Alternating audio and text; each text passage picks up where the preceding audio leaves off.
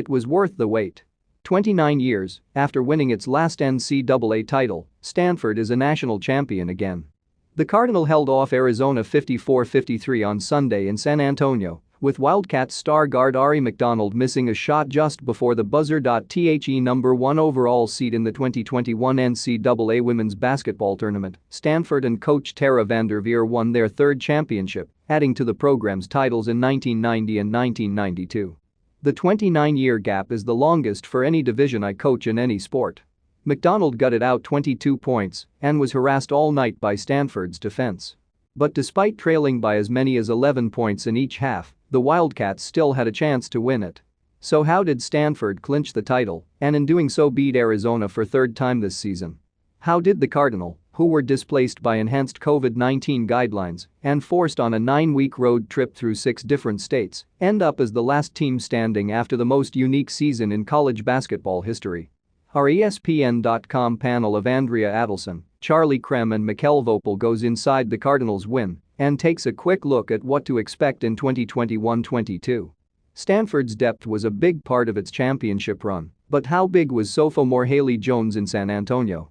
She was the number 1 recruit in the class of 2019, but a knee injury derailed her freshman campaign just 18 games into last season.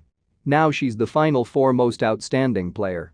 Voepel, there have been a multitude of Stanford greats, but 3 have won the Most Outstanding Player award at the Women's Final Four: Jennifer Azzi in 1990, Molly Goodenbour in 1992 and now Jones.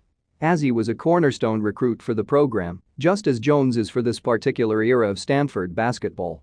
The Final Four is where legends are either made or fade, and Jones had some unforgettable moments here in the Alamodome, including her jump shot with 32 seconds left that proved to be the winning points in Friday's semifinal.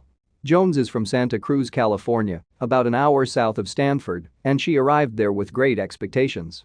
She had a good freshman year before getting hurt, but then faced uncertainty. The coronavirus pandemic cut the season short and forced her home when she should have been on campus for physical therapy and rehab. It was heartbreaking. "I'd never been injured like that before," Jones said. "It was very difficult. I think a lot of my confidence just came from working back to the basics. The Steph Curry ball-dribbling drill we did at practice, I did it every day at home. I was dribbling in my garage with my mom, just doing the little stuff to find the love for my game again. When you get injured, it's hard.